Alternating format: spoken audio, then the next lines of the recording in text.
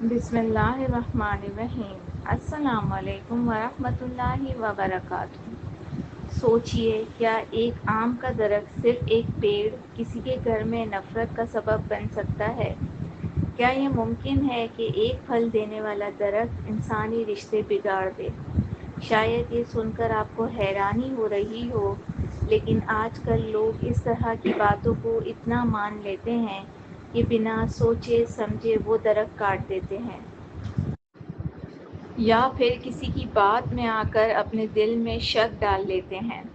لوگ کہتے ہیں کہ آم کا درخت گھر میں ہو تو جھگڑے بڑھتے ہیں، نفرت آ جاتی ہے، برکت چلی جاتی ہے، لیکن کیا واقعی اسلام میں اس کا کوئی ثبوت ہے؟ کیا قرآن یا حدیث میں کہیں یہ بتایا ہے کہ کوئی خاص درخت کسی مصیبت کا سبب بن سکتا ہے؟ جب ہم اسلام کو سمجھنے کی کوشش کرتے ہیں تو سب سے پہلے ہمیں یہ یاد رکھنا چاہیے کہ اسلام ایک دلیل اور علم پر مبنی دین ہے۔ یہ خرافات، افواہیں یا اندھ وشواس کو نہیں مانتا۔ اسلام میں ہر بات کا ثبوت ہونا ضروری ہے، یا تو قرآن سے یا نبی صلی اللہ علیہ وسلم کی سنت سے۔ قرآن پاک میں اللہ تعالیٰ نے کئی جگہ پھلوں، پودوں اور درختوں کا ذکر کیا ہے۔ آم کا درخت یا آم کا پھل کہیں بھی کسی برائی کا سبب نہیں بتایا گیا۔ اللہ نے سب پودے انسان کے فائدے کے لیے بنائے ہیں۔ سورہ یاسین میں فرمایا گیا، اور ہم نے اس میں ہر قسم کے پھل اگائے تاکہ لوگ اس میں غور و فکر کریں۔ یعنی ہر پھل، ہر درخت اللہ کی قدرت کا نشانی ہے۔ اس میں نفرت کہاں سے آئی؟ نفرت کا اثر کسی پیڑ سے نہیں ہوتا، بلکہ انسانی نیت، ذہنیت اور عمل سے ہوتا ہے۔ اگر کسی گھر میں جھگڑے ہو رہے ہیں، دل ٹوٹ رہے ہیں یا نفرت پھیل رہی ہے، تو اس کا سبب درخت نہیں بلکہ انسانی غلطی، ایگو، حسد، گمان یا غفلت ہوتی ہے۔ رسول اللہ صلی اللہ علیہ وسلم نے بھی کہیں نہیں فرمایا کہ کوئی خاص درخت منحوس ہے۔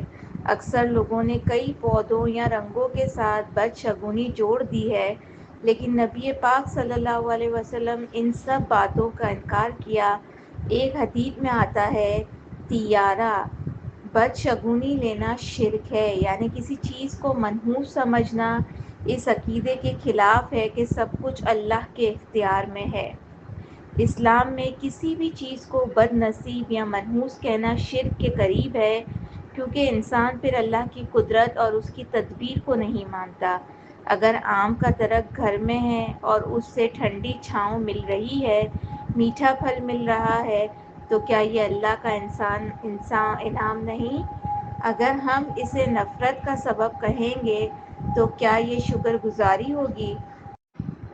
ایک اور بات سمجھنے والی یہ ہے کہ اسلام میں درخت لگانا ایک صدقہ ہے۔ نبی کریم صلی اللہ علیہ وسلم نے فرمایا، کوئی مسلمان اگر کوئی درخت لگائے یا کوئی کھیتی کرے اور اس میں سے کوئی انسان، جانور یا پرندہ کچھ کھائے تو وہ اس کے لیے صدقہ بن جاتا ہے۔ صحیح بخاری۔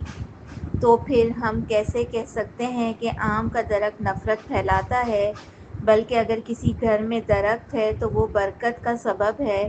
اس کی ہوا، اس کا پھل، اس کا سایہ، سب کچھ اللہ کی رحمت ہے۔ لیکن اگر ہم اپنے اخلاق سدھارنے کی بجائے چیزوں کو دوشی ٹھہرائیں تو یہ ہمیں گمراہ کر سکتا ہے۔ نفرت انسانی دل سے نکلتی ہے۔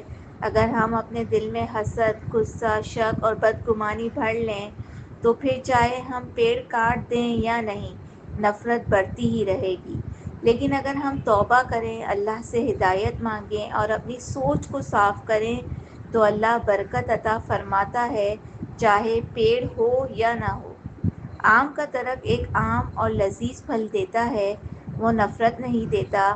اس کا اثر ہوا کو صاف کرنا، زمین کو ہرا بھرا رکھنا اور انسان کو سکون دینا ہے۔ اگر کسی گھر میں جھگڑے ہیں تو اس کا علاج قرآن کے ذریعے کریں، سورہ بقرہ پڑھیں، گھر میں اذکار کا سلسلہ شروع کریں اور سب سے اہم، دلوں کو صاف کریں۔ نفرت کا علاج درخت کاٹ کر نہیں ہوتا بلکہ جذبات سدھار کر ہوتا ہے۔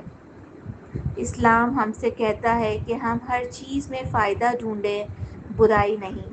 درخت اللہ کی قدرت کا حصہ ہے۔ جو لوگ انہیں برا سمجھتے ہیں وہ اصل میں جہالت میں ہیں، اور ہدایت صرف اللہ دیتا ہے۔ ہم سب کو چاہیے کہ علم حاصل کریں، خود بھی سمجھیں اور دوسروں کو بھی سمجھائیں۔ آخر میں صرف اتنا کہنا چاہتی ہوں کہ دنیا میں مصیبت، تکلیف یا جھگڑے کسی پیڑ کی وجہ سے نہیں ہوتے، وہ ہماری نیت، ہمارے عمل اور ہمارے رشتے نبھانے کے انداز سے ہوتے ہیں۔ اللہ نے ہمیں ہر چیز عطا کی، لیکن انسان ہی ہے جو اس میں شر بھی ڈھونڈ لیتا ہے۔ آم کے درخت کو برا کہنا یا اس سے بدشگونی لینا اسلام کے خلاف ہے۔ علم حاصل کریں، خرافات سے بچیں اور صرف اللہ پر بھروسہ رکھیں۔ اپنا خیال رکھیے۔ خدا حافظ۔